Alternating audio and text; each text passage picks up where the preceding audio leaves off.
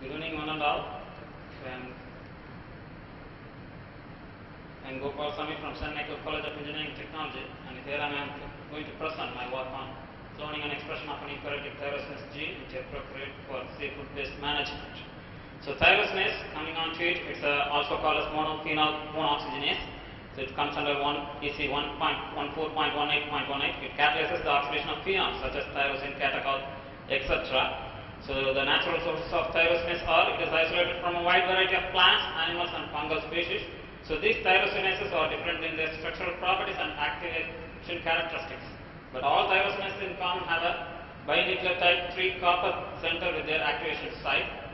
So the biological role of thyrosinase have plenty of it. It is used in the biosynthesis of melanin, lignates, bioflavonoids, tannins, adrenaline, and its main usage is in the production of L-DOPA, a potent drug to treat Parkinson's disease.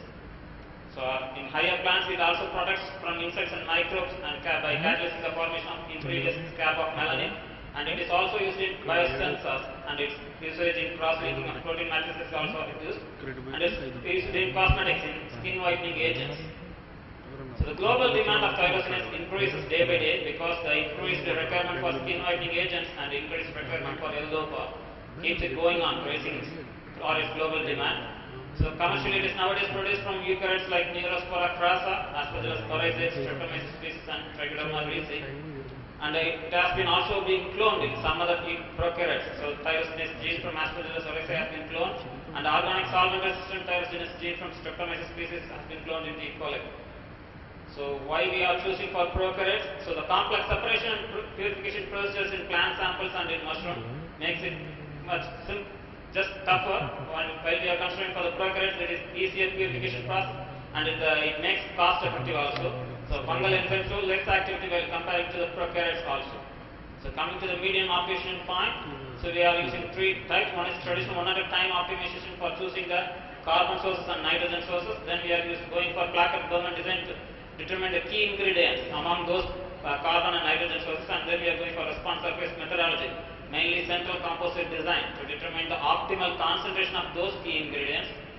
And coming to seafood waste, so seafood waste is discarded by fish industry and fish market in large scale. So drying units use this fish waste as fish meal, but this process is highly expensive and high energy consuming. So we have to go for some other method to degrade this seafood waste. So also they are very rich source of protein, hence can be utilized for a substrate for thyrosinase production. That is what that's what I am taking here. So the objective of the present innovation goes on to clone the thyrosinase gene from higher plants. So mainly we have taken 2 plants, Dioscorea alata and Amorphous campernulatus, and it is cloned into a prokaryote like E. coli or Bacillus species, whichever is possible, and to check the expression of this cloned gene in that prokaryote, and then to optimize the growth conditions and media for the maximum of thyrosinase from this hybrid prokaryote, and then to check the ability of this recombinant prokaryote to utilize seafood waste as a substrate for thyrosinase production. So coming to the experimental part, so selection of plant sources. So we have chosen 4 plants which gives more amount of thyrosinase. So one is potato tuber, Solanum tuberosum, and elephant yam, Amorphous campernulatus, and then normal yam, Dioscorea alata, and then mushroom, Agaricus bisporus, that is edible mushroom. So enzyme has been extracted from those things. So 20 gram of the plant material has been taken and it has been homogenized in buffer, and then they have been filtered and centrifuged to get the crude enzyme. So when you are analyzing for the Nichols-Menten parameters for these 4 sources, they give some RM values and Km values. So based upon the RM values and Km values, so 2 sources, the elephant yam and yam, based upon the high RM value and low Km value, these 2 have been chosen for further analysis. And we have taken the crude protein and we have purified the protein in it, and we have purified by ammonium sulfate precipitation. Then we have run in SDS phase, and then we have gone for zymography for confirming the enzyme activity. So these are the SDS phase what we are getting. So EY2 represents elephant yam and EY1 represents yam. So here we are getting a thick band at the 23 kDa size. So when we are observing in detail, it is actually not a single band, it is a double band. So we are not clear which one expresses the activity. So when we are going for zymography, it gives a thick dark band as a single band. But in the case of SDS phase, we are having 2 bands at that particular point. So this is zymography of EY1 and EY2. Comparing to EY2, that is elephant yam gives more enzyme activity. And the main point here is within 10 minutes in the zymography, we are getting the top dark black bands. So the appearance of this dark binding indicates very high activity of tyrosinase in this source. So this protein has been chosen, and this what we have purified using SGS page and confirmed to be tyrosinase enzymography has been taken for LCMS, in which we are getting the protein sequence. Sequencing of protein has been done, and this protein sequence has been used for cloning, that is some construction of cDNA. So using that sequence for protein what we have obtained, the cDNA has been constructed and it is inserted into the prokaryotic genome along with some expression factors. And we are going to check the expression of this enzyme, and then after confirming the expression of this gene, we will be optimizing the media for that particular prokaryote. Most probably we will try for E. coli, but we are not getting it now. So then we will be optimizing the media by CCD. Then we will be using seafood waste. So the seafood waste, mostly the crab shells and are all very much rich in proteins, and it can also consist of more amount of tyrosine, so which we are planning to use as a substrate for this tyrosinase production. So that's all. Thank you. Any queries?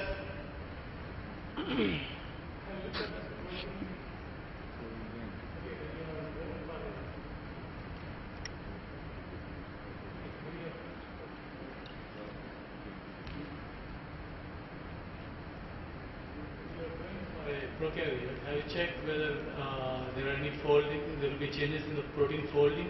Because that is very important when there is any enzyme, when you are looking at an enzyme activity. Folding is a major thing. Are there any tyrosine residues or some other residues which are important? Because of glycosylations and stuff like that. You know, there is no change in the structure. There is no folding change like that. There is no change in the structure. So we are analyzing again. We will do it further. We are trying again and again. So you didn't get anything. So it's just a general question for you, because most of the time. So from earlier studies, we have already done asparagine like that. So in those cases, we haven't get any structural changes. No, there won't be any structural change. I'm looking. Have you looked at the? Because in a prokaryote, there won't be any foldings. Like, is there any tyrosine is there? So then there will be phosphorylation, which might be important for enzyme activity, like that. In most of these enzymes, phosphorylations and glycosylations are important for their enzymatic activity. So you take a look at it. You can just check through the net. Any more questions? Thank you.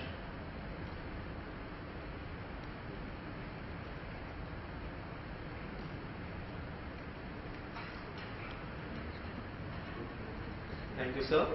Now I will invite Uma Oliver to come on the stage and facilitate this.